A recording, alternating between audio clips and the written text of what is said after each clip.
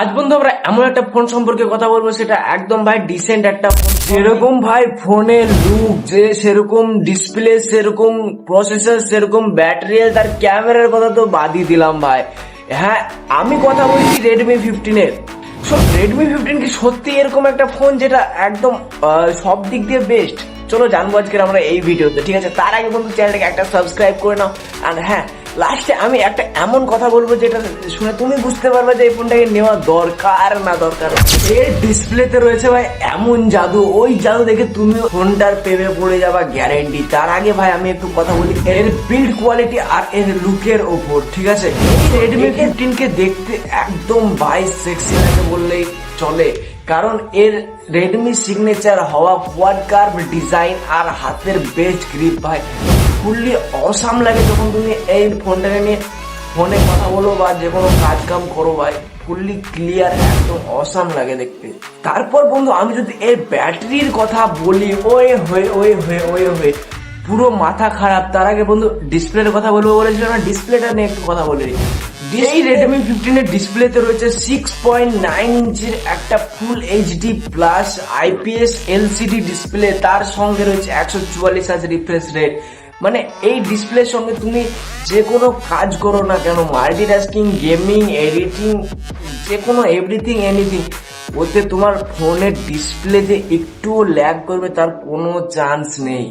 আর এরকম ডিসপ্লে রয়েছে মাত্র আন্ডার 15,000 বাজেটে। বন্ধু এবার একটু কথা বলি আমি এই ফোনটার প্রসেসরের ওপর, ঠিক আছে? এই ফোনটার প্রসেসর ভাই একদম ফুল মাথা খারাপ করে দিয়েছে এই বাজেটে এই প্রসেসর দিয়ে। তার আগে আমি একটু কথা বলি এর ব্যাটারিকে নিয়ে, ঠিক আছে? এই রেডমি 15-এ ব্যবহার করা হয়েছে 7000 mAh এর ব্যাটারি ভাই। মানে এতটা বড় ব্যাটারি যে একদিন চার্জ করবে তুমি দুদিন নিমেষে গোটা দিন ফোন দেখবা। তার সঙ্গে রয়েছে 33 ওয়াটের fast charging and flash reverse charging ভাই, সাপোর্টেড রিভার্স চার্জিং। মানে বুঝতেই পারছো যে ফোনটা কিরকম একদম তাগড়া হতে চলেছে। আর বন্ধু সব ভুল থাকলেও এই ফোনের ক্যামেরা নিয়ে কোনো কথা হবে না, ঠিক আছে? ক্যামেরা একদম মাখন ভাই, ফুললি মাখন।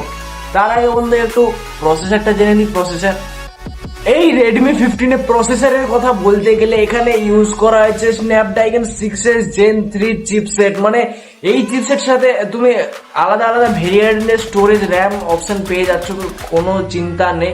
আর তার সঙ্গে এই চিপসেটের সঙ্গে তুমি যে কোনো কাজ ভাই ইজিলি করতে পারো আর কোনো ফোন ল্যাগ ছাড়াই। আর এই ফোনটাতে গেমিং করার দিকে ভাই হেভি এক্সপিরিয়েন্স, কারণ এই ফোনে গেমিং করার সময় এফপিএস, গ্রাফিক্স ও সব একদম সেক্সি। আর বন্ধু এখানে আমি ক্যামেরার ব্যাপারে কথা বলি, তাহলে এখানে ইউজ করা হচ্ছে ডুয়েল ক্যামেরা সেটআপ।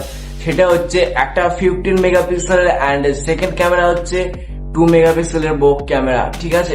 আর এই ক্যামেরার সাহায্যে ফটো একদম এক্সট্রা অর্ডিনারি ফটো তুমি ডে লাইটে পেয়ে যাচ্ছ, অ্যান্ড নাইট মুডেও বেশ ভালোই কোয়ালিটি দিয়ে দেয়।